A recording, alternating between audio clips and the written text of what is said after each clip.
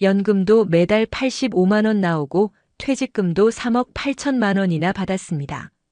집은 내 명의였고 잘 살고 있다고 생각했는데 어느 날 제가 점점 가난해지는 것 같다는 기분이 들었습니다.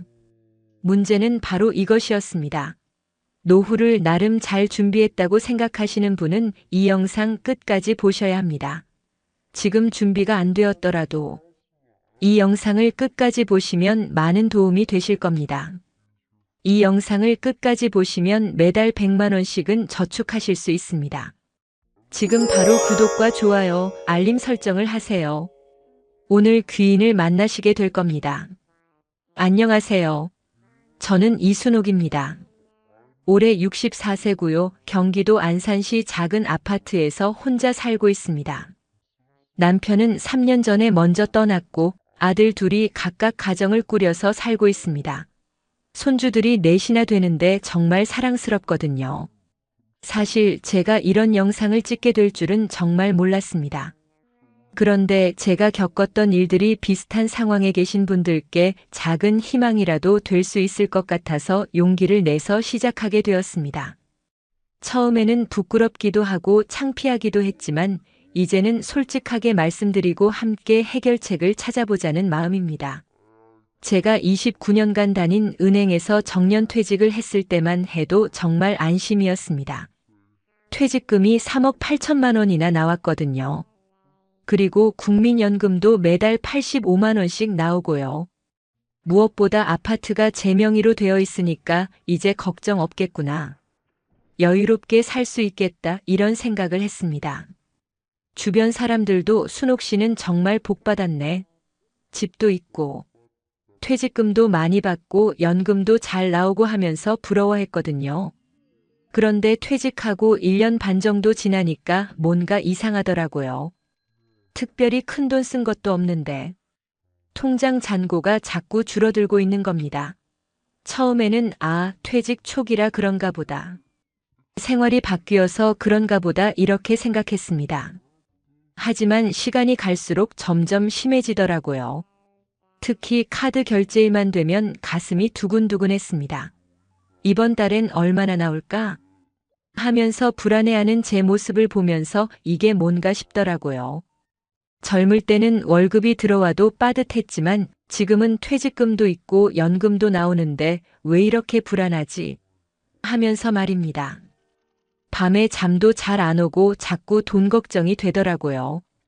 혹시 이러다가 정말 돈 떨어지는 건 아닌지, 나중에 자식들한테 손 벌리게 되는 건 아닌지 이런 생각들이 머릿속을 맴돌았습니다. 친구들한테는 차마 이런 이야기를 할 수가 없더라고요. 퇴직금 많이 받았다고 하더니 벌써 돈 걱정이야? 이런 소리 들을까 봐서 말입니다. 그러다가 어느 날 정말 용기를 내서 제 지출 내역을 한번 정리해 봤습니다. 가계부라고 할 것도 없이 그냥 카드 사용 내역하고 통장 입출금 내역을 쭉 뽑아서 봤는데 정말 깜짝 놀랐습니다. 저도 모르게 이렇게 많은 돈을 쓰고 있었더라고요.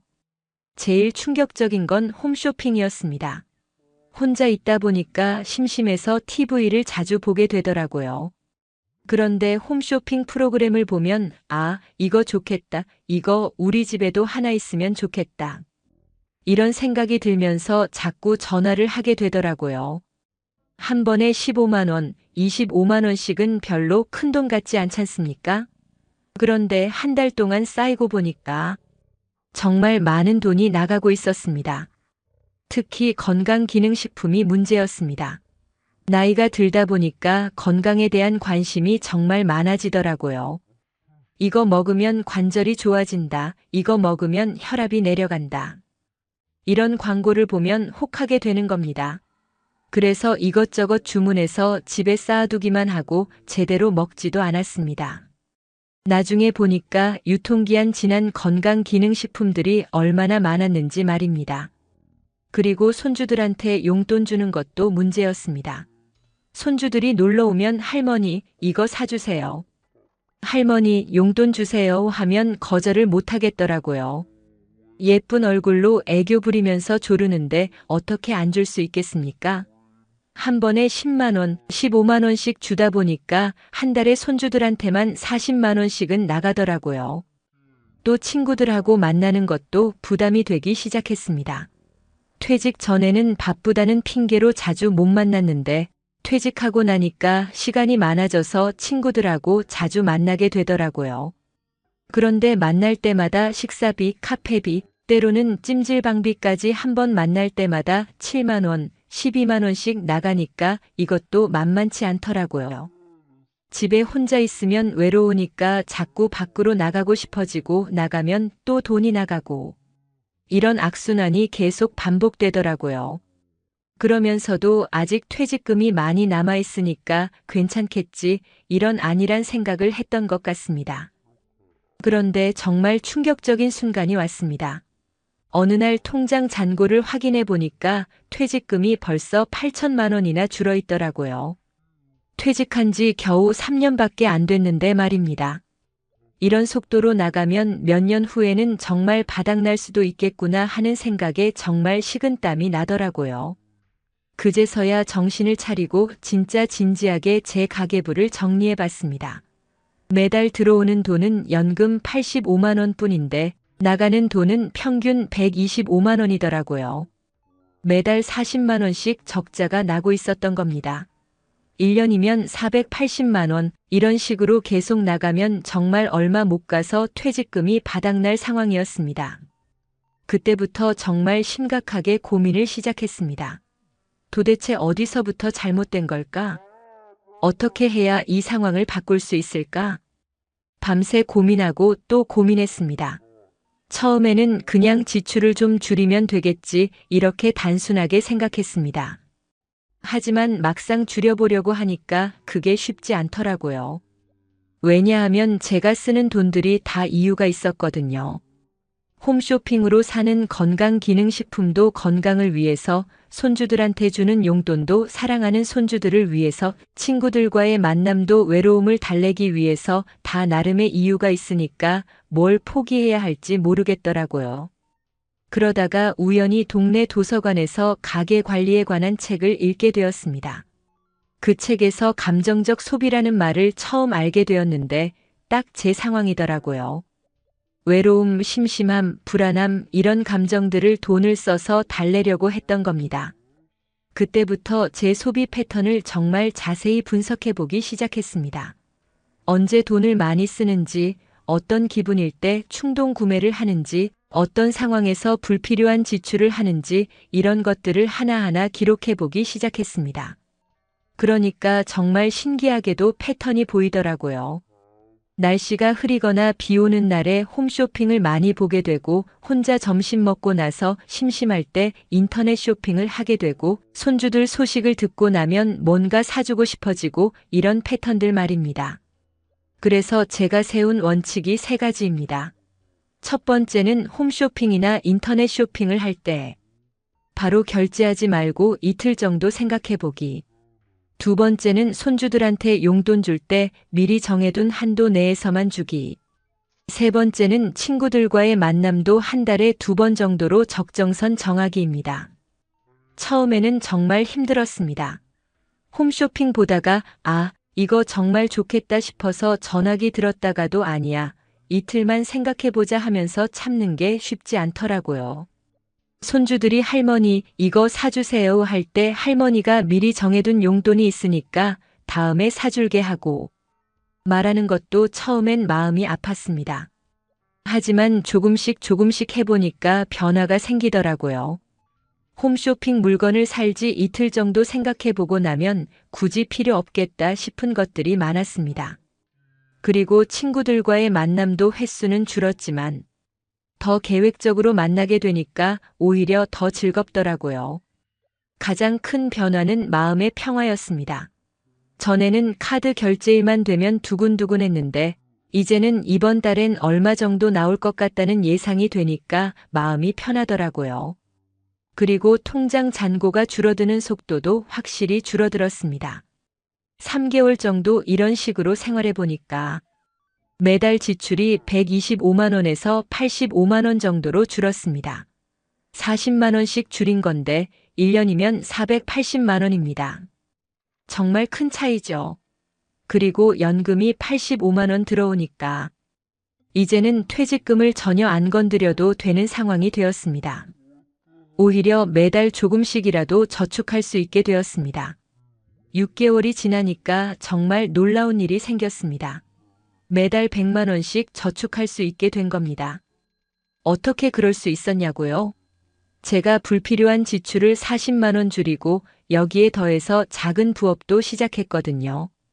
동네 복지관에서 하는 밑반찬 만들기 일을 주 2회 정도 하는데 한 달에 60만 원 정도 수입이 생깁니다. 그래서 지금은 연금 85만 원에 부업 소득 60만 원까지 합쳐서 145만 원이 들어오고 지출은 85만 원 정도로 유지하고 있으니까 매달 60만 원씩은 저축하고 있습니다. 여기에 가끔 용돈이나 특별한 지출이 있어도 매달 평균 70만 원 정도는 저축하고 있답니다. 지금 돌이켜보니까 제가 가장 잘한 일은 제 문제를 솔직하게 인정한 것이었습니다. 나는 돈 관리를 잘못하고 있다. 이대로 가면 안 된다는 것을 인정하고 변화를 시작한 거죠. 처음에는 부끄럽고 창피했지만 지금은 정말 잘했다는 생각이 듭니다. 여러분 중에도 혹시 저와 비슷한 상황에 계신 분들이 있으실 텐데 절대 부끄러워하지 마세요. 우리 나이에 이런 고민을 하는 게 당연합니다. 평생 일만 하다가 갑자기 시간이 많아지고 생활 패턴이 바뀌면서 돈 쓰는 패턴도 바뀌는 거거든요. 중요한 건 문제를 인정하고 개선하려는 의지입니다. 저도 64세에 시작했는데 여러분도 충분히 하실 수 있습니다. 나이는 숫자에 불과합니다. 언제든지 새로운 시작을 할 수 있다고 생각합니다. 실제로 제가 실천한 방법들을 구체적으로 말씀드릴게요. 첫 번째, 가계부 쓰기입니다. 거창한 거 아닙니다. 그냥 수첩 하나 사서 매일매일 얼마 썼는지 적어보는 겁니다. 처음에는 번거롭다 생각할 수 있는데 한 달만 해보세요. 정말 놀라실 겁니다. 두 번째, 충동 구매 방지하기입니다. 뭔가 사고 싶은 게 생겼을 때 바로 사지 말고 이틀 정도 기다려보세요. 정말 필요한 건가? 집에 비슷한 게 있지 않나? 나중에 사도 되는 건 아닌가? 이런 질문을 스스로에게 해보세요. 세 번째, 용돈이나 선물 한도 정하기입니다. 가족들한테 주는 용돈이나 선물비도 미리 정해두세요. 무제한으로 주다 보면 본인 노후 준비에 문제가 생길 수 있습니다. 가족을 사랑하는 마음은 이해하지만 적정선은 있어야 합니다. 네 번째, 건강한 취미 활동 찾기입니다. 외로움이나 심심함을 돈으로 달래려 하지 말고 다른 방법을 찾아보세요. 도서관 가기, 산책하기, 운동하기, 봉사활동 참여하기 돈 안 드는 활동들도 얼마나 많은데요. 다섯 번째, 정기적으로 가계 점검하기입니다. 한 달에 한 번씩은 꼭 통장 잔고하고 카드 사용 내역을 확인해 보세요. 문제가 생겼을 때 빨리 발견할 수 있습니다. 여섯 번째, 작은 부업 찾아보기입니다. 저처럼 건강하시다면 동네 복지관이나 문화센터에서 하는 일들을 알아보세요. 큰 돈은 아니어도 매달 조금씩 수입이 생기면 정말 든든합니다. 저는 지금 이런 원칙들을 지키면서 살고 있는데 정말 마음이 편합니다. 돈 걱정도 완전히 사라졌고 무엇보다 제가 제 인생을 주도적으로 살고 있다는 느낌이 듭니다. 전에는 감정에 휘둘려서 돈을 썼다면 이제는 계획을 세우고 목적을 가지고 돈을 쓰고 있습니다. 물론 완벽하지는 않습니다. 가끔 충동적으로 뭔가 사고 싶을 때도 있고 손주들한테 더 많이 해주고 싶을 때도 있습니다. 하지만 예전처럼 무계획적으로 돈을 쓰지는 않게 되었습니다. 그리고 무엇보다 자신감이 생겼습니다. 나도 할 수 있구나, 나이가 들어도 변화할 수 있구나 하는 자신감 말입니다. 이게 정말 중요한 것 같습니다. 나이 들면서 이제 늦었다, 바뀔 수 없다 이런 생각을 하기 쉬운데 절대 그렇지 않다는 걸 제가 몸소 경험했거든요. 특히 저 같은 경우는 부업까지 시작했지 않습니까? 64세에 새로운 일을 시작한다는 게 쉽지 않았습니다. 처음에는 나이도 이만큼인데 할 수 있을까? 하는 걱정도 있었고요. 하지만 막상 해보니까 정말 재미있고 보람도 있더라고요. 새로운 친구들도 만나고 건강도 좋아지고 무엇보다 매달 용돈을 벌 수 있으니까 얼마나 뿌듯한지 모릅니다. 여러분께도 꼭 말씀드리고 싶습니다. 지금이라도 늦지 않았습니다. 오늘부터라도 시작해보세요. 작은 변화부터 시작하면 됩니다.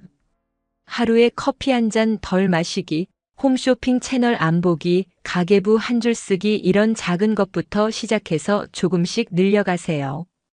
그리고 혼자 하지 마시고 가족들과 함께 해보세요. 저도 아들들한테 솔직하게 이야기했더니 정말 많이 도와주더라고요. 엄마, 우리도 도와줄게. 걱정 마 하면서 격려도 해주고 가끔 함께 가계부도 점검해주고요. 특히 이런 영상을 보고 계신 분들이라면 이미 변화하고 싶은 마음이 있으신 거잖습니까? 그 마음이 정말 소중합니다. 그 마음을 잃지 마시고 실천으로 옮겨보세요. 혹시 주변에 비슷한 고민을 하고 계신 친구분들이 있으시다면 이 영상을 꼭 공유해주세요. 함께 보고 서로 격려하면서 도전해보면 훨씬 쉬울 겁니다. 혼자 하는 것보다 함께 하는 게 더 재미있고 오래 갈 수 있거든요. 정말로 친구들에게 의미 있는 선물이 될 겁니다. 꼭 지금 바로 공유해주세요. 저는 이제 앞으로의 노후가 정말 기대됩니다. 경제적인 걱정 없이 하고 싶은 일들을 하면서 건강하고 행복하게 살 수 있을 것 같거든요. 여러분도 그런 노후를 보내셨으면 좋겠습니다. 진심으로 여러분들이 저처럼 행복한 황금 노후를 즐기며 사시기를 간절히 기원합니다. 마지막으로 오늘 제 이야기를 끝까지 들어주셔서 정말 진심으로 감사합니다. 부족한 이야기였지만 여러분께 조금이라도 도움이 되었기를 바랍니다. 앞으로도 제 경험담이나 유용한 정보들을 계속 공유하도록 하겠습니다. 여러분 모두 건강하시고 행복한 하루하루 보내시기를 진심으로 기원드립니다. 정말 감사합니다. 2년 만에 5천만 원이 사라졌습니다. 어디로 갔는지도 모르게 말이죠.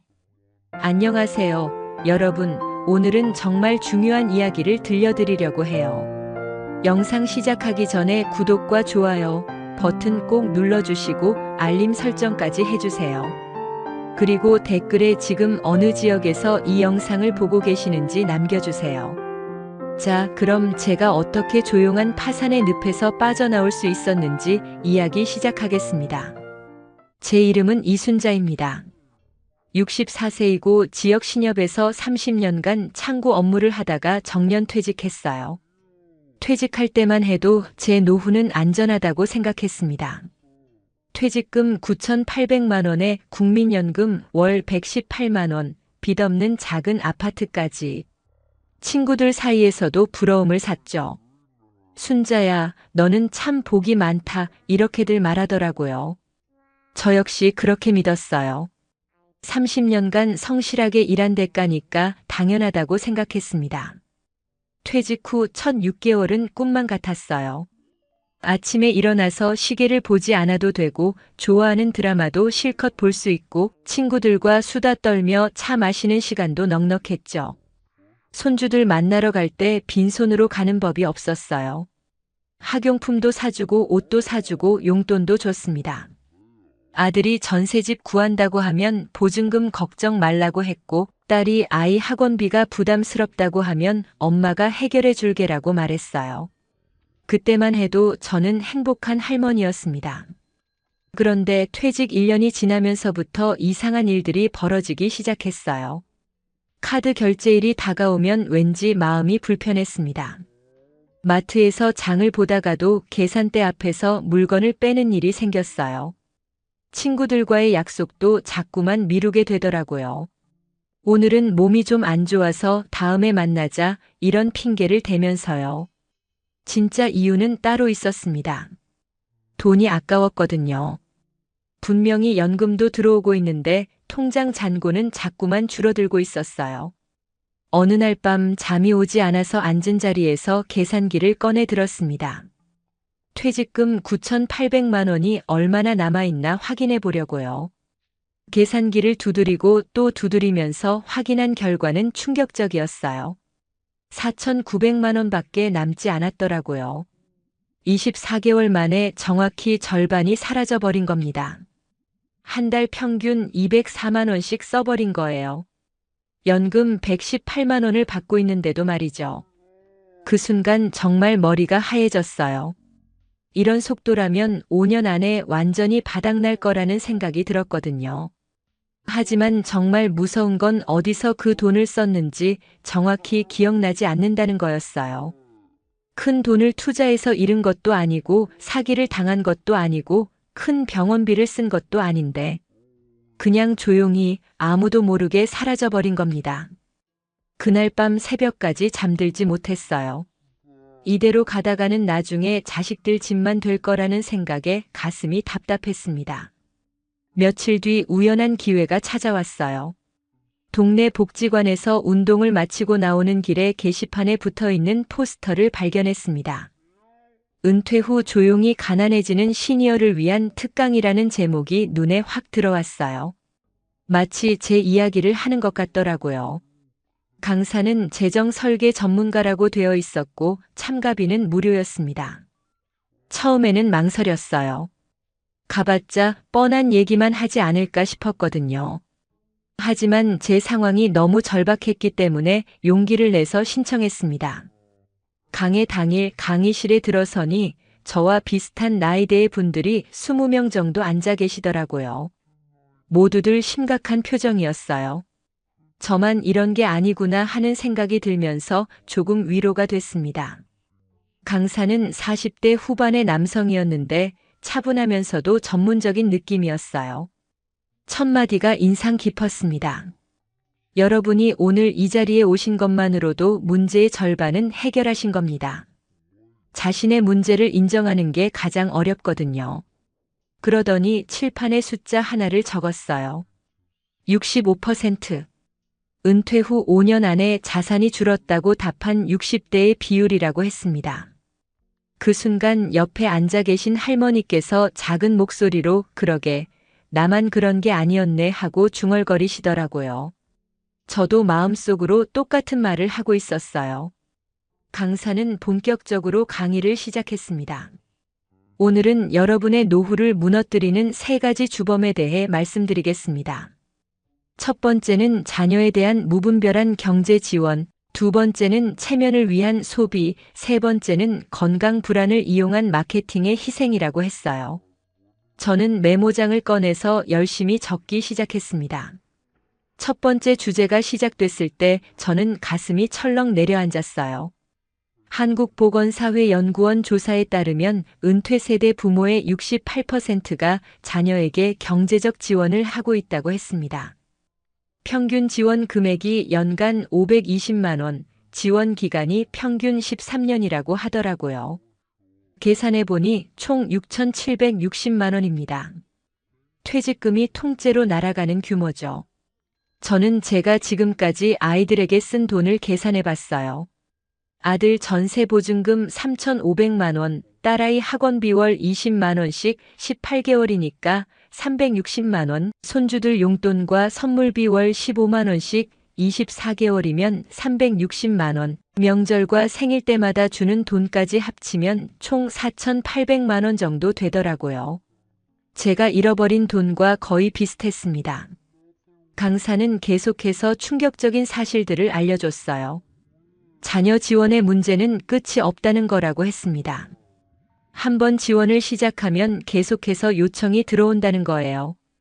전세 자금을 도와주면 다음에는 아이 교육비, 그 다음에는 차 구입비, 이런 식으로 계속 이어진다고 했습니다. 그리고 가장 무서운 건 부모들이 이걸 당연한 일로 여긴다는 거라고 했어요. 자식을 위해서 희생하는 게 부모의 도리라고 생각한다는 겁니다. 바로 제 모습이었어요. 저는 아이들을 돕는 걸 사랑의 표현이라고 생각했거든요. 강사가 실제 사례를 들어줬는데 정말 소름 끼쳤어요. 67세 김 씨는 두 아들에게 총 8천만 원을 지원해줬다고 해요. 큰아들은 사업자금, 작은아들은 전세자금이라고 했는데 결국 둘 다 갚지 못하는 상황이 됐다고 합니다. 그분은 결국 70세가 넘어서 마트에서 아르바이트를 시작하셨다고 해요. 자식들은 각자 생활하느라 바쁘고 부모님이 고생하는 줄도 모른다고 하더라고요. 그 이야기를 듣는 순간 제 미래를 보는 것 같아서 등골이 오싹해졌어요. 두 번째 주제는 체면 소비였습니다. 강사가 질문을 하나 던졌어요. 모임에 나가면 왜 지갑부터 열게 될까요? 모든 사람이 웃으면서 고개를 끄덕였어요. 누구나 경험이 있으니까요. 저 역시 그랬거든요.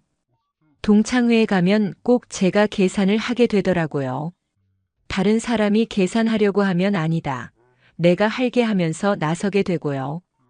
강사는 통계 자료를 보여줬습니다.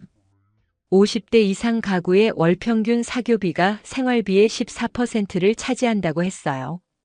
이건 식비 13%보다도 높은 수치라고 하더라고요. 제가 한 달에 모임비로 쓰는 돈을 계산해 봤어요.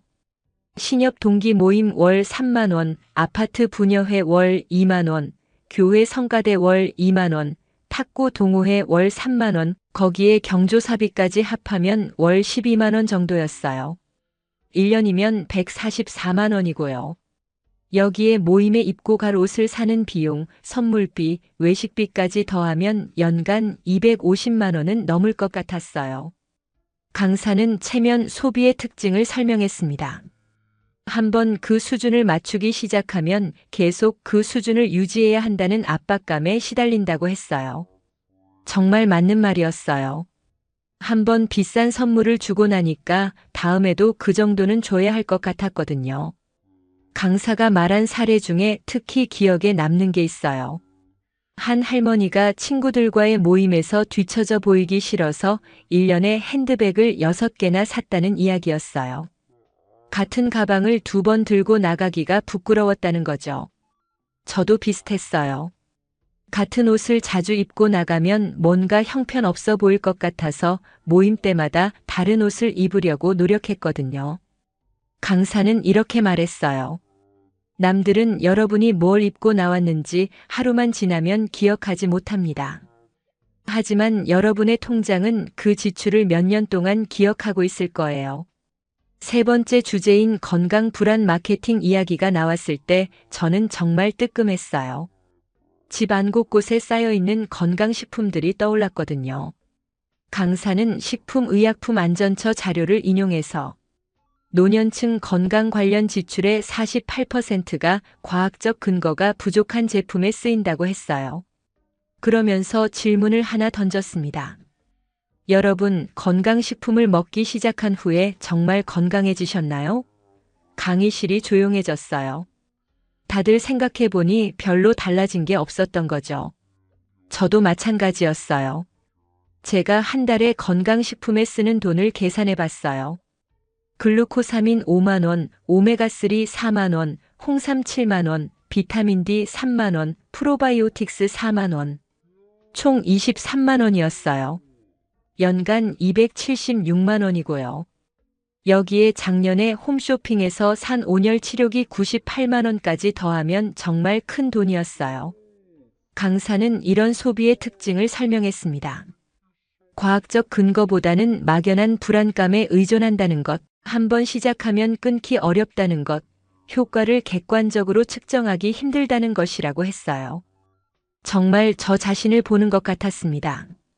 강사가 충격적인 이야기를 하나 더 들려줬어요. 한 어르신이 치매 예방에 좋다는 건강식품을 4년간 꾸준히 드셨다고 해요. 총 1,400만 원을 쓰셨는데 병원에서 인지 검사를 받아보니 전혀 효과가 없었다는 거예요. 의사는 그 돈으로 차라리 꾸준히 운동하고 사회 활동을 하는 게 훨씬 효과적이었을 거라고 했다는 이야기였어요. 그 순간 저는 깨달았습니다. 저 역시 건강을 지키려고 돈을 쓴 게 아니라 불안을 달래려고 돈을 쓰고 있었던 거예요. 여기서 잠깐 지금까지의 이야기만 해도 충격적이지만 정말 중요한 건 이제부터입니다. 휴식 시간이 주어졌을 때 저는 지금까지 적은 메모를 다시 봤어요. 자녀 지원 월 20만 원, 체면 소비 월 21만 원, 건강 불안 소비 월 23만 원. 이것만 해도 월 64만 원, 연간 768만 원이었어요. 거기에 일상적인 생활비까지 더하면 월 200만 원은 좋게 나가고 있었던 거죠. 연금이 118만 원인데 매달 82만 원씩 부족한 상황이었던 겁니다.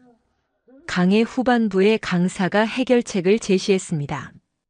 첫 번째는 고정비 최적화였어요. 보험을 재점검해서 중복 가입된 것들을 정리하고 휴대폰을 알뜰폰으로 바꾸고 사용하지 않는 구독 서비스들을 해지하라고 했습니다. 이것만으로도 월 20만 원 이상 절약할 수 있다고 했어요. 두 번째는 3일 원칙이었습니다. 무언가 사고 싶을 때 바로 사지 말고 3일을 기다려보라는 거였어요. 충동 구매의 72%는 3일 안에 그 욕구가 사라진다는 연구 결과가 있다고 했습니다. 세 번째는 노머니데이 만들기였어요. 일주일에 하루는 돈을 전혀 쓰지 않는 날로 정하라는 것이었습니다.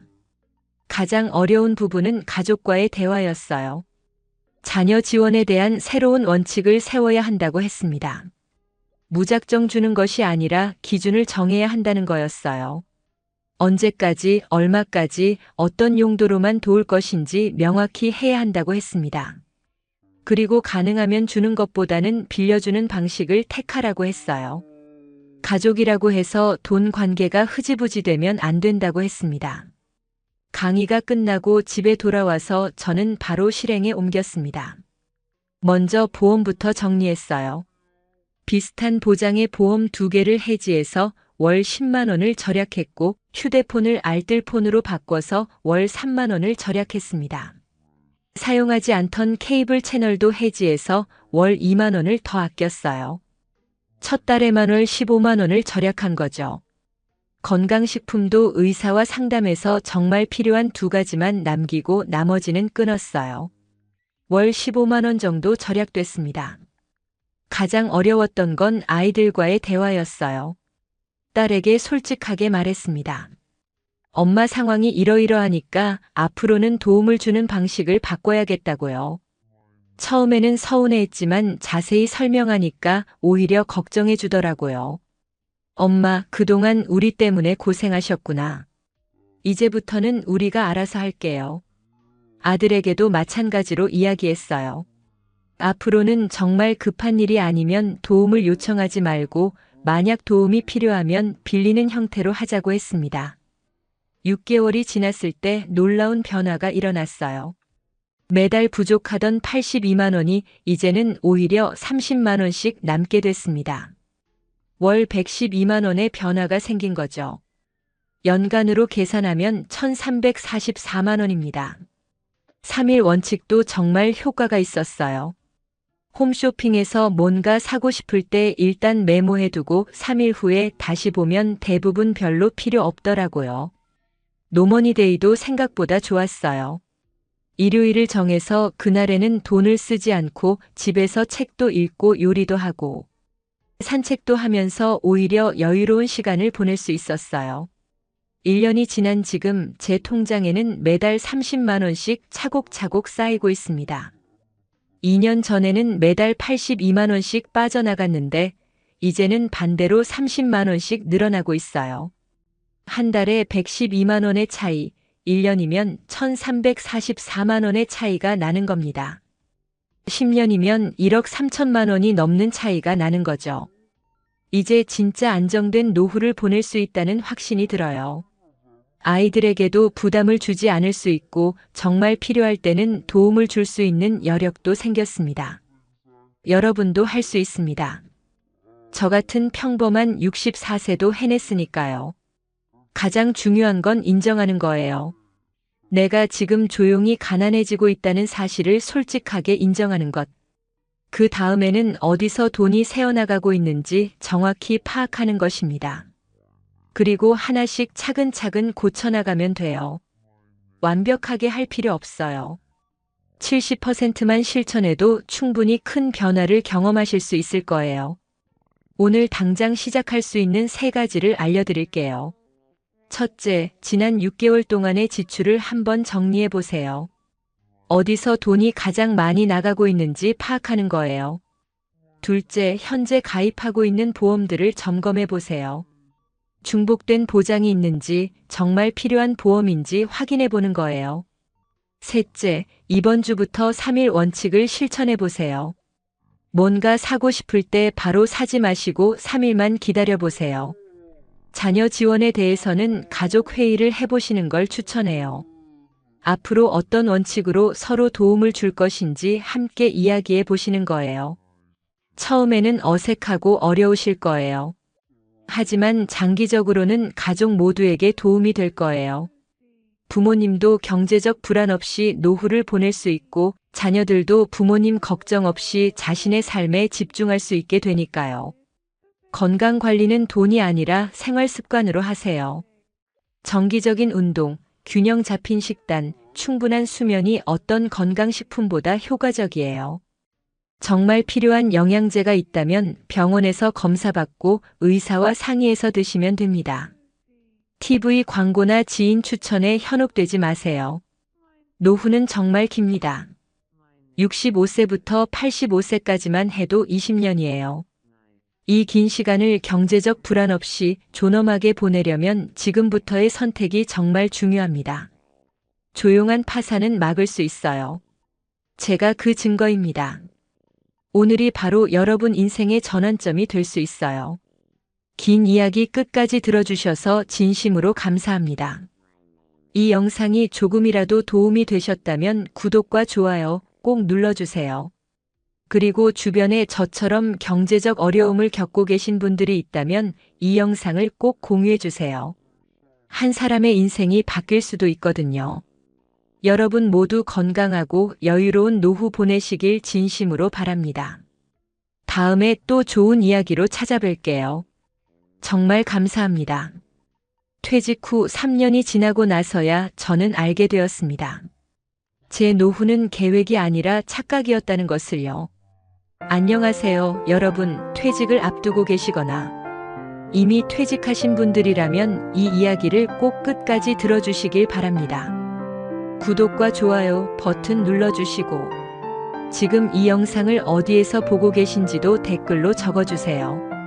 저희가 전국의 시청자 여러분과 함께 소통할 수 있어요. 자, 그럼 지금부터 퇴직 3년차 제 노후는 왜 착각이었는지 그 솔직한 이야기 시작하겠습니다. 제 이름은 최영희입니다. 올해 66세이고요. 서울 강서구에 있는 교육지원청에서 32년을 근무하다 정년 퇴직했습니다. 퇴직할 때만 해도 저는 제 노후가 남들보다 훨씬 안정적일 거라고 믿었어요. 퇴직금 1억 1천만 원에 월 국민연금 127만 원, 그리고 20년 전 갭투자로 마련한 아파트까지 있으니까요. 제 주변에서는 이런 저를 부러워했고 저 역시 나름대로 준비된 인생이라 자부했죠. 그런데요, 그게 바로 문제의 시작이었습니다. 저는 준비했다고 생각했지만 실제로는 계산만 했지 실행 연습을 해보지는 않았습니다. 시간이 흐를수록 그 허점이 드러나기 시작했어요. 퇴직 후 첫 1년은 천국 같았어요. 아침 7시에 눈을 떠도 굳이 일어나지 않아도 되는 여유, 미뤄왔던 여행도 다녀오고 친구들과 낮술도 한잔하며 웃을 수 있었던 시간. 특히 손주가 태어나면서는 육아에 도움을 주며 하루하루가 보람찼습니다. 그런데 문제는 두 번째 해부터였습니다. 전기세, 관리비, 자동차 보험, 손주의 장난감, 딸의 갑작스런 병원비, 아들의 주택자금 보태기, 조카의 결혼 축의금, 어느 날부터는 카드값이 빠져나가는 날이 두려워졌어요. 왜냐면 연금만으로는 버틸 수 없는 구조가 돼버렸거든요.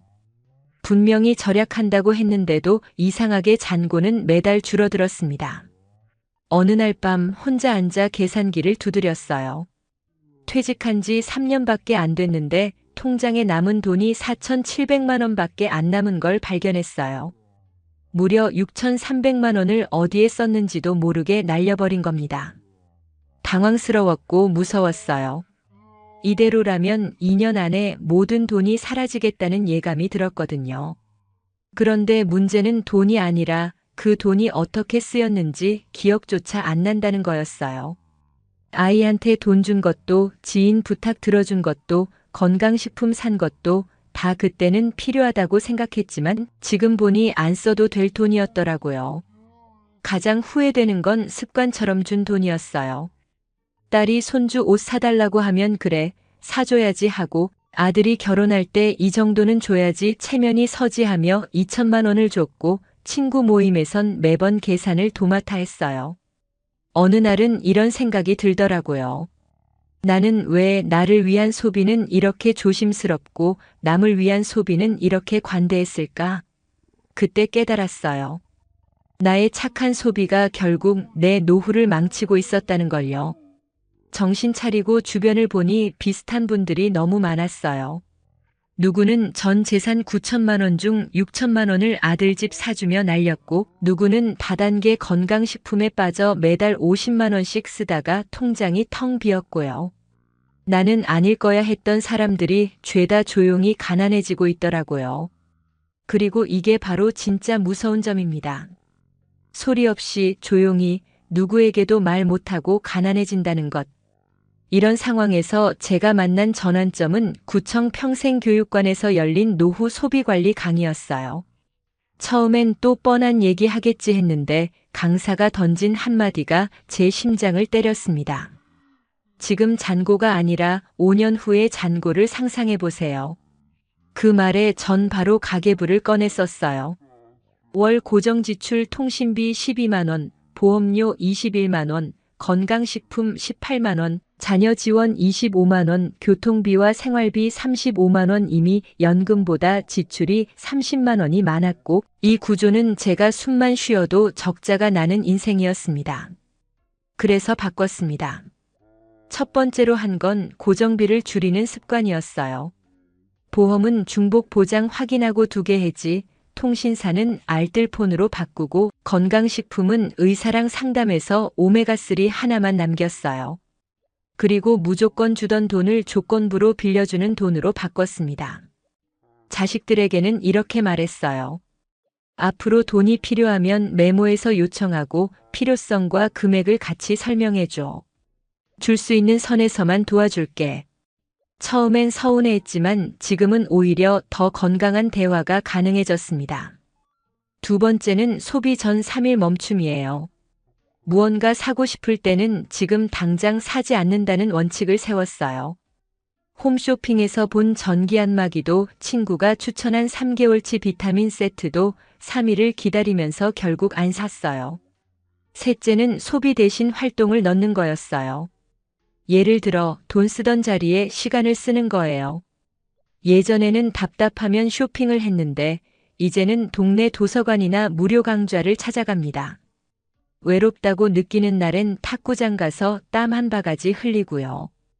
해보신 분은 아마 그 행복감을 아실 거예요. 돈은 안 나가는데 오히려 마음은 더 채워지더라고요. 1년이 지난 지금 제 통장엔 매달 35만 원씩 남습니다. 이건 줄여서 남은 돈이 아니라 지켜낸 내 자존감이에요. 자식에게 당당할 수 있고 친구들에게 허세 없이 나를 보여줄 수 있고 무엇보다 나 자신에게 부끄럽지 않게 살아갈 수 있다는 것. 그게 진짜 돈보다 귀한 자산이더라고요. 이제 묻고 싶어요. 여러분의 노후는 계획인가요? 아니면 저처럼 착각에 머물러 있진 않나요? 퇴직 후의 삶은 돈보다 중요한 게 구조입니다. 지출 구조, 관계 구조, 감정 구조. 이 세 가지를 정리하지 않으면 아무리 많은 돈도 금방 사라지고 관계도 소진되고 나라는 사람도 버거워집니다. 지금 당장 지난 6개월간의 소비를 한번 정리해 보세요.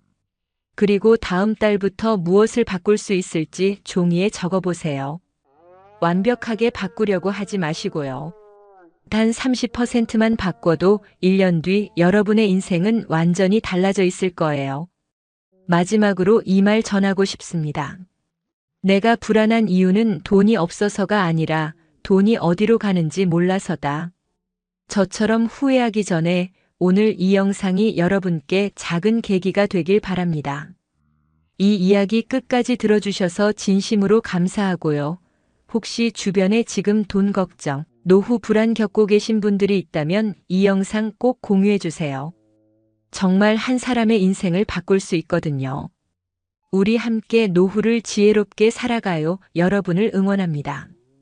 끝까지 저의 이야기 들어주셔서 진심으로 감사합니다. 통장에 2억 5천만 원이 있는데도 매일 밤 3시에 깨서 돈 걱정에 잠 못 이루는 72세 박순희 할머니.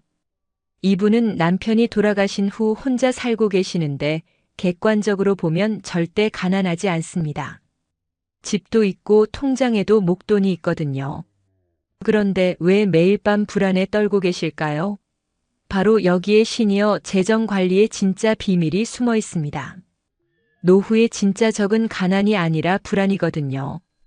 오늘 여러분께 들려드릴 이야기는 단순히 돈 모으는 방법이 아니에요.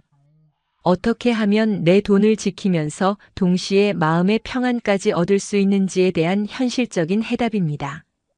구독과 좋아요 눌러주시고 지금 어느 지역에서 이 영상 시청하시는지 댓글에 적어주세요.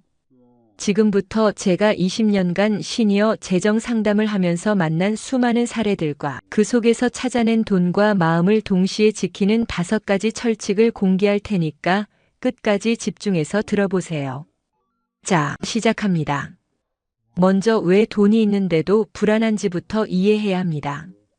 부산에 사는 69세 김철호 어르신은 퇴직금과 부동산 매각으로 6억 5천만 원을 가지고 계셨어요. 주변에서는 부러워했죠. 그런데 이 어르신이 제게 하신 말씀이 잊혀지지 않아요. 돈이 있어도 불안해 죽겠습니다. 언제 돈이 줄어들지 모르겠고 병원비는 얼마나 들지 모르겠고 자식들한테 피해주지 않으려면 얼마나 아껴야 할지 모르겠어요. 매일 계산기 두드리면서 살고 있어요. 바로 이게 문제입니다. 돈의 양이 아니라 돈에 대한 마음가짐이 불안의 원인이었던 거죠. 반대로 통장에 9천만 원밖에 없는데도 평온하게 사시는 74세 이영자 할머니도 계세요. 이분의 비밀은 뭘까요? 명확한 기준과 계획이 있었어요. 내가 언제까지 얼마를 써도 되는지, 어떤 일이 생기면 어떻게 대처할지 미리 정해 놓으셨거든요. 그러니까 불안하지 않은 거예요. 이제 첫 번째 철칙을 말씀드릴게요. 절대 건드리면 안 되는 생존 자금을 따로 만들어 두세요. 이게 정말 중요합니다. 최소 1년 생활비는 아무리 급해도 손대지 않는 안전자금으로 정기예금에 묶어두는 거예요. 서울 마포구에 사는 71세 최영수 할아버지는 3천만 원을 생존자금으로 정해 놓으시고 나머지 돈으로만 생활하기로 결정하셨어요. 그랬더니 신기하게도 마음이 편해졌다고 하세요. 왜냐하면 아무리 어려운 일이 생겨도 1년은 버틸 수 있다는 확신이 있으니까요. 최할아버지가 이렇게 말씀하셨습니다. 그 돈이 있다는 것만으로도 밤에 깊이 잘 수 있어요. 마음의 보험이에요. 그런데 여기서 주의할 점이 있습니다. 생존 자금을 너무 많이 잡으면 안 돼요. 5년, 10년치까지 묶어두면 오히려 생활이 너무 빠듯해져서 스트레스를 받거든요. 1년에서 2년 정도가 적당해요. 두 번째 철칙은 사기를 예방하는 3단계 체크법이에요. 시니어분들이 가장 많이 당하는 게 각종 금융사기거든요. 급하다, 비밀이에요, 고수익이라는 3가지 키워드가 나오면 무조건 의심해보세요. 인천에 사는 73세 박칠두 할아버지는 지인의 소개로 투자 제안을 받으셨어요. 월 6% 수익을 보장한다면서 급하게 결정하라고 했대요. 비밀리에 해야 한다면서 가족들한테는 말하지 말라고 했고요. 다행히 박 할아버지는 48시간 규칙을 적용하셨어요. 돈과 관련된 결정은 무조건 이틀 후에 하기로 정해 놓으신 거죠. 이틀 후 다시 연락했더니 그 사람은 이미 연락이 안 되더래요. 전형적인 사기였던 거죠. 박 할아버지가 이렇게 말씀하셨어요. 그때 욕심을 냈다면 평생 모은 돈을 다 잃을 뻔했습니다. 48시간만 기다렸는데 5억 원을 지킨 거예요. 여러분도 꼭 기억하셔야 합니다. 진짜 좋은 투자는 급하지 않아요. 내일 해도 되고 다음 주에 해도 되는 게 진짜 투자예요. 급하다고 재촉하는 건 10중 8구 사기라고 보시면 돼요. 세 번째 철칙은 자녀 지원의 위험한 경계선을 지키는 것입니다. 이게 정말 어려운 문제인데요. 자식 사랑은 당연하지만 내 노후 자금까지 털어주면 절대 안 됩니다. 광주에 사는 68세 김말순 어머니는 큰아들 사업 자금으로 1억 6천만 원을 지원해 주셨어요. 전 재산의 절반이었죠. 처음엔 1년만 빌려달라고 했는데 5년이 지나도 돌려받지 못하셨어요. 더 심각한 건 아들과의 관계마저 나빠졌다는 거예요. 돈 때문에 가족 모임에서도 어색해지고 아들은 미안해서 얼굴을 보기 어려워하고 어머니는 섭섭해서 마음이 상하고 김어머니가 이렇게 말씀하셨어요. 돈도 잃고 아들도 잃은 기분이에요. 차라리 처음부터 도와주지 않았으면 이런 일은 없었을 텐데. 그래서 자녀 지원할 때는 명확한 원칙이 있어야 합니다. 첫째, 내 노후 자금의 30% 이상은 절대 안 돼요. 둘째, 돈을 주는 거지 빌려주는 게 아니라고 생각하세요. 셋째, 가족 회의를 통해 투명하게 공개하세요. 이런 원칙을 지키면 가족 관계도 지키고 내 노후 자금도 지킬 수 있습니다. 네 번째 철칙은 투자와 투기를 구분하는 거예요. 70세 이후에는 절대 하면 안 되는 금융 상품들이 있어요. 고위험 주식, 선물 거래, 가상화폐, 해외 부동산 투자 같은 것들이죠. 대전에 사는 75세 조남철 할아버지는 지인의 권유로 해외 부동산 투자에 1억 7천만 원을 넣으셨어요. 고수익을 기대했는데 2년 만에 원금의 70%를 잃으셨어요. 더 큰 문제는 스트레스 때문에 건강까지 나빠지셨다는 거예요. 조할아버지가 이렇게 말씀하셨어요. 돈도 중요하지만 건강이 더 중요해요. 욕심 부리다가 돈도 잃고 건강도 잃었어요. 70세 이후의 투자 원칙은 단순합니다. 원금 보장, 안전성, 유동성 이 세 가지만 고려하세요. 정기예금, 국채, 안전한 펀드 정도가 적당해요. 수익률이 낮아도 상관없어요. 중요한 건 원금을 지키는 거거든요. 다섯 번째 철칙은 의료비 대비책을 세우는 것입니다. 갑작스러운 큰 병원비는 노후 재정을 한순간에 무너뜨릴 수 있거든요. 울산에 사는 69세 이말자 할머니는 갑작스럽게 뇌출혈로 쓰러지셨어요. 수술비와 재활치료비로 2천만 원이 들어갔는데 다행히 미리 준비해 놓으신 의료비, 적립금이 있어서 큰 어려움 없이 치료받으실 수 있었어요. 이 할머니는 매달 30만 원씩 의료비 전용 통장에 따로 모아두셨거든요. 5년 동안 모으니까 1,800만 원이 됐고 막상 큰 병이 생겼을 때 정말 도움이 됐다고 하세요. 의료비 대비는 꼭 이렇게 하세요. 매달 일정 금액을 의료비 전용 통장에 넣어두세요. 목표는 1,000만 원에서 2천만 원 정도가 적당해요. 그리고 실손보험도 꼭 가입하세요. 나이가 들수록 보험료는 비싸지만 그래도 큰 병원비에 대비할 수 있는 최소한의 안전장치입니다. 이제 마음을 지키는 심리 전략에 대해 말씀드릴게요. 첫 번째는 비교 금지입니다. 남의 집 재산과 절대 비교하지 마세요. 창원에 사는 72세 김복동 할머니는 경로당에서 친구들과 이야기하다 보면 늘 위축되셨대요. 누구는 아들이 얼마를 드린다. 누구는 집값이 얼마나 올랐다. 이런 이야기를 들으면 우리 집은 왜 이럴까 싶어서 우울해지셨다고 해요. 그런데 어느 날 깨달으셨대요. 남들과 비교해서 좋을 게 하나도 없다는 걸. 김순자 할머니는 이렇게 말씀하셨어요. 남과 비교하면 끝이 없어요. 내가 가진 걸로 만족하고 감사하니까 마음이 편해져요. 두 번째는 감사일기를 쓰는 것입니다. 매일 작은 것에라도 감사할 거리를 찾아보세요. 건강하게 잠에서 깼다, 맛있는 밥을 먹었다, 따뜻한 집이 있다, 이런 소소한 것들 말이에요. 세 번째는 미래 불안을 관리하는 것입니다. 막연한 걱정 대신 구체적인 계획을 세우세요. 만약에 큰 병이 생기면 어떻게 할지, 돈이 떨어지면 어떻게 할지 구체적인 대안을 미리 생각해두면 불안이 줄어들어요. 실제로 위기가 닥쳤을 때 어떻게 대처해야 하는지도 알아야 해요. 제주도에 사는 74세 한칠복 할아버지는 보이스피싱에 당해서 2천만 원을 잃으셨어요. 처음엔 절망하셨는데 가족들과 상의해서 회복 계획을 세우셨어요. 용돈을 줄이고 부업을 시작하고 정부 지원 제도를 활용해서 3년 만에 어느 정도 회복하셨어요. 한할아버지가 이렇게 말씀하셨어요. 실수는 했지만 포기하지 않았어요. 가족들이 도와줘서 다시 일어설 수 있었어요. 돈은 다시 모을 수 있지만 건강과 가족은 돈으로 살 수 없어요. 위기가 닥쳤을 때 가장 중요한 건 혼자 끙끙 앓지 말고 가족이나 전문가와 상의하는 것입니다. 부끄러워하지 마세요.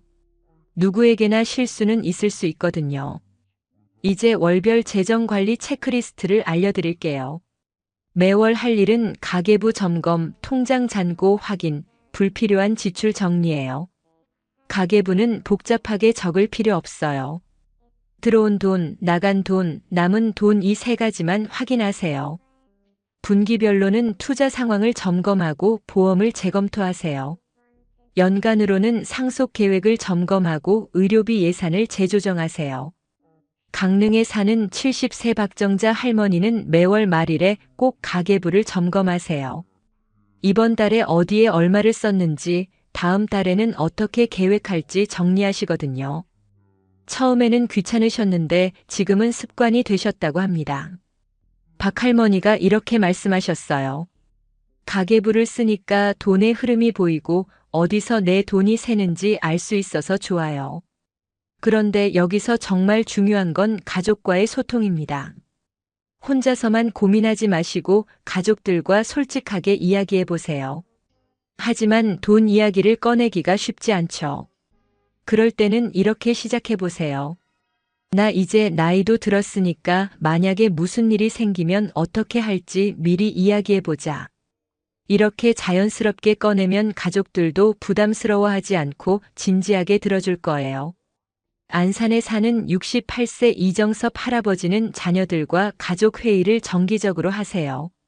3개월에 한 번씩 모여서 집안의 경제 상황, 건강 상태, 앞으로의 계획 등을 솔직하게 이야기하시거든요.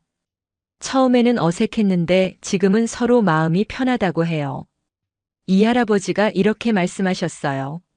숨기고 혼자 걱정하는 것보다 가족들과 함께 고민하는 게 훨씬 좋아요. 아이들도 미리 알고 있으니까 준비할 수 있고 저도 부담이 덜해요. 자존감을 지키는 것도 중요합니다. 경제적 여유와 인간의 가치는 전혀 별개예요. 돈이 적다고 해서 여러분의 가치가 떨어지는 건 아니거든요. 평생 열심히 살아오신 여러분의 인생 자체가 소중한 거예요. 마산에 사는 75세 김복자 할머니는 경제적으로 넉넉하지 않으세요. 하지만 동네에서 봉사활동을 하시면서 보람을 찾고 계십니다. 경로당에서 혼자 사시는 어르신들 안부를 챙기고 복지관에서 아이들 책 읽어주는 일을 하시거든요. 김할머니가 이렇게 말씀하셨어요. 돈은 많지 않지만 내가 누군가에게 도움이 된다는 게 기뻐요. 그게 진짜 가치 있는 삶이라고 생각해요. 그런데 여기서 한 가지 더 말씀드리고 싶은 게 있습니다. 돈과 마음을 지키는 가장 확실한 방법은 건강을 지키는 거예요. 건강하면 의료비도 덜 들고 오래 일할 수도 있고 무엇보다 마음이 편해요.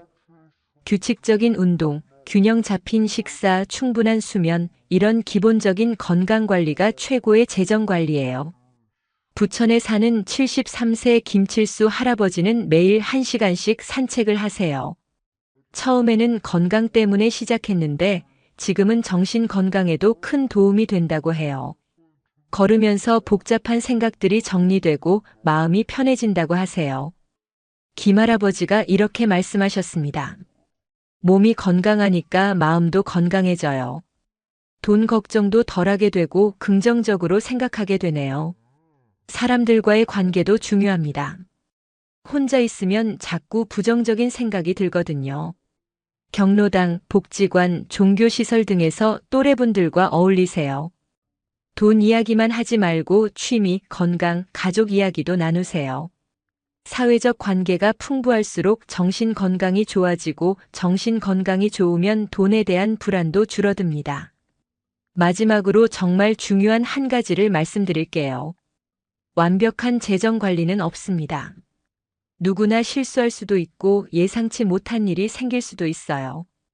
그럴 때마다 절대 자책하지 마세요. 인생은 원래 예측 불가능한 거거든요. 중요한 건 실수에서 배우고 다시 일어서는 거예요. 여수에 사는 76세 최말숙 할머니는 오랜 친구의 권유로 투자했다가 실패로 2천만 원을 잃으셨어요. 처음에는 자책하고 우울해하셨는데 시간이 지나면서 이렇게 생각하게 되셨대요. 돈은 잃었지만 경험은 얻었네. 이제는 더 신중하게 결정할 수 있어. 최 할머니가 이렇게 말씀하셨어요. 완벽한 사람은 없습니다. 실수도 인생의 일부라고 생각해요. 포기하지 않고 꾸준히 노력하는 게 중요해요.